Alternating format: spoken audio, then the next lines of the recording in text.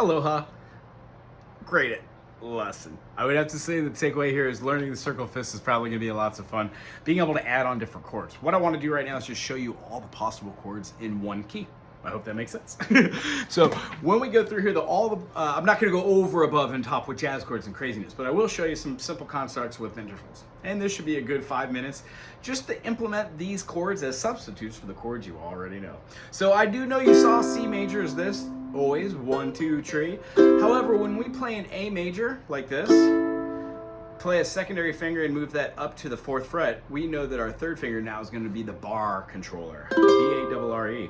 You can play this as a full bar or a partial bar. Either way, this is going to make that C major, except for it closes all the strings, thusly giving you the ability to strum and get dead notes. Now, they're not dead notes in the fashion where the string doesn't make a great sound. They're dead strums in the fashion where it becomes your rhythm.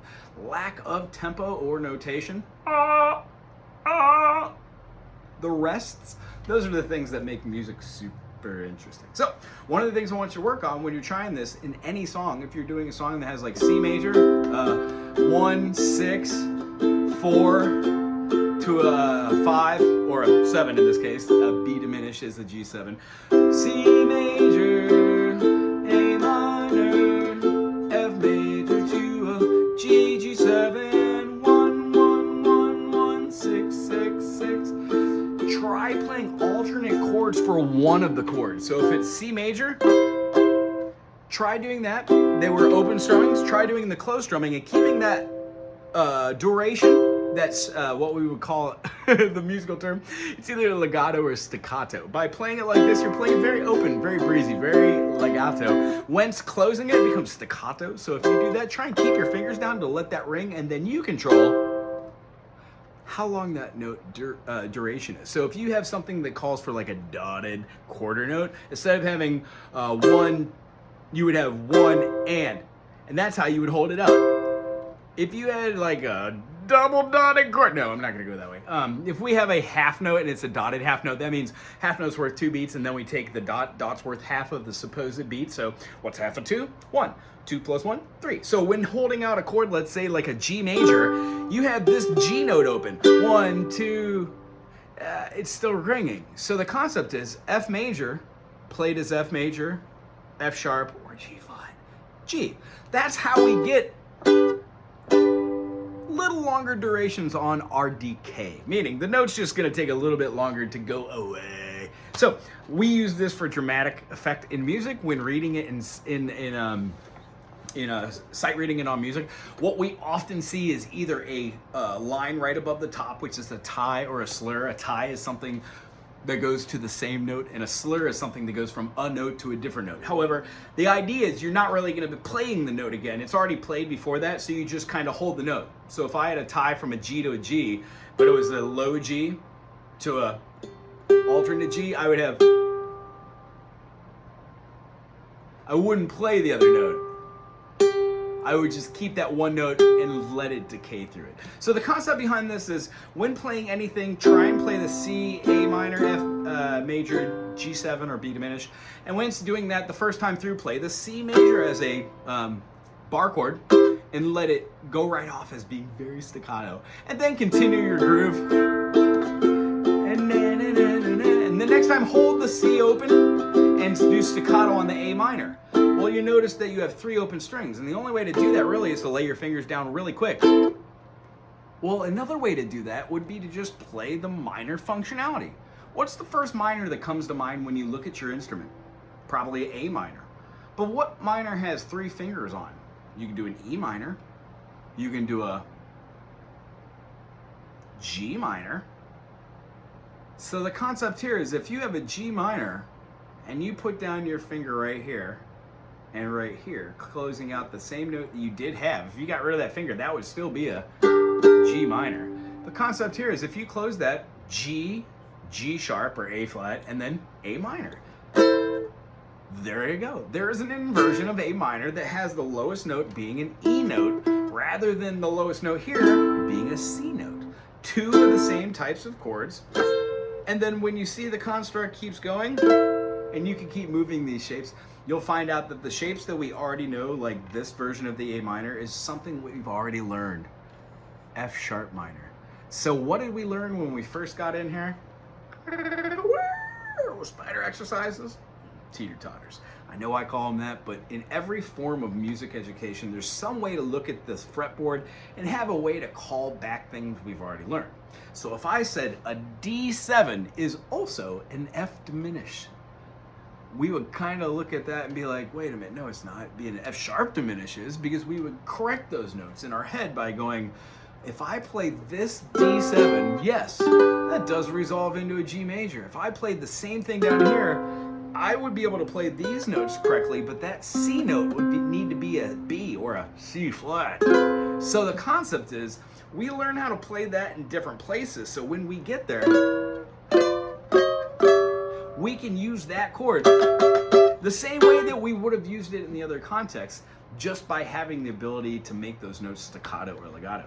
And you will notice in a lot of these songs from a lot of the sheet music books that I have, they get progressively harder the more chords they add. But what we'll see is the major and the relative minor are super close. This is a G major. When I put my finger down here, it cancels out my D and makes my G and my B part of my E, which is ipso facto the E minor. So the construct is, find our majors, find our relative minor. When you do that, you'll find that the notes that we play, like the aforementioned G major, putting down a pinky gives us our E minor, which we know generally like that, or like this.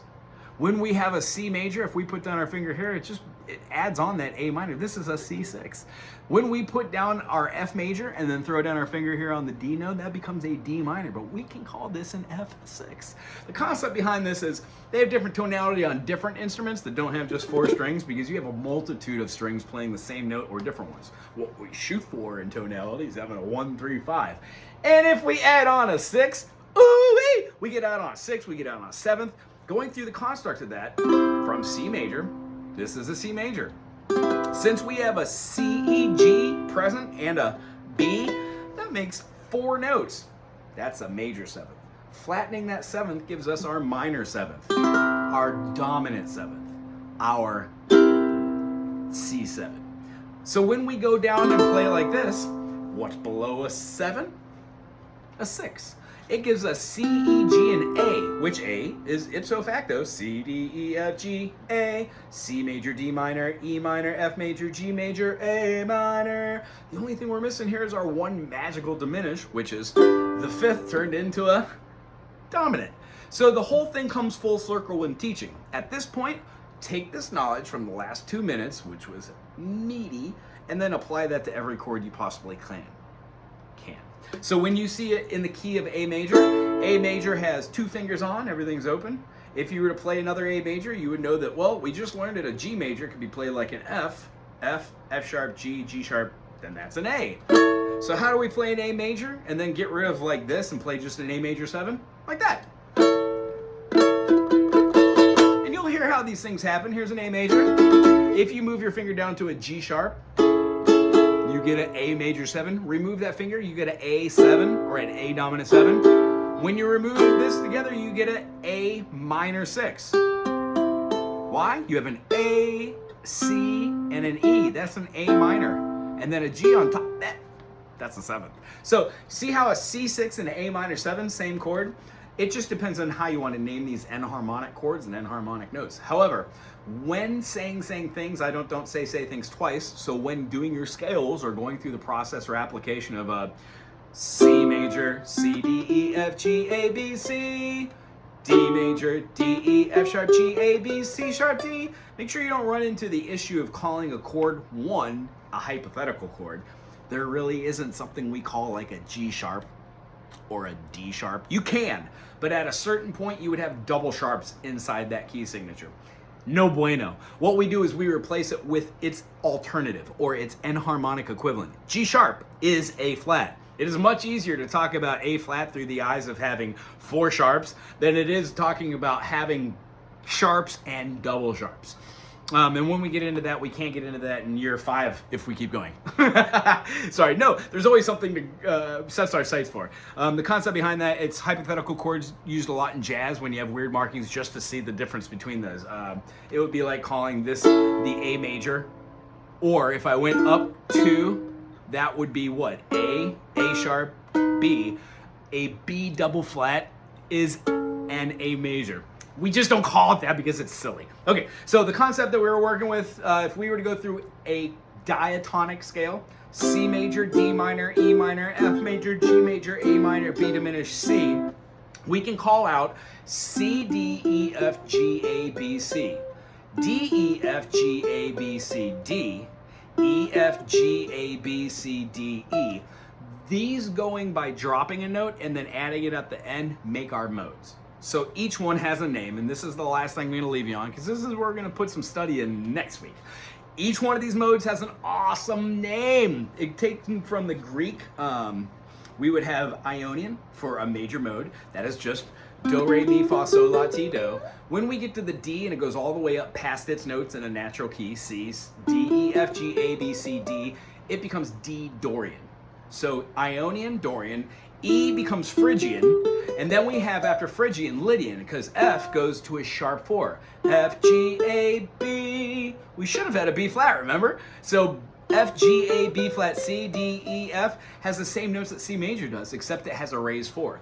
That's what is characteristic about a Lydian type sound. So when we get into all these, we're going to find chords that associate with that. I've got this website that is chock full of information for you and everyone else. But please, if you have questions, put it on this private comment section, and I will see you at our next session together. If you have any questions about these things, what your takeaway from this extremely long video is, practice your chords like a C major or a C7. When you play that C7 and you know do, re, mi, fa, sol, la, ti, do is a major chord, it would make sense that you do not play the B natural over the top of a C7. So when you do that and you play C, D, E, F, G, A, B flat, C, that's one of those modes. We're going to figure out how to name all those, Mixolydian, and then explain what those characteristics of their intervals are. So the key takeaways for vocab are chords, scales, being able to move back and forth and see that every key,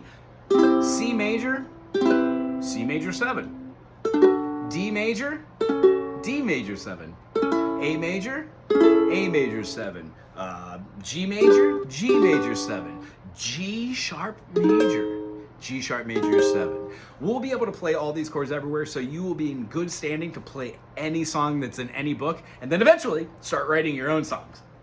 Yeah. Anyway, put comments down in the bottom below here if you have any questions, or just give me a ring a bing. Aloha.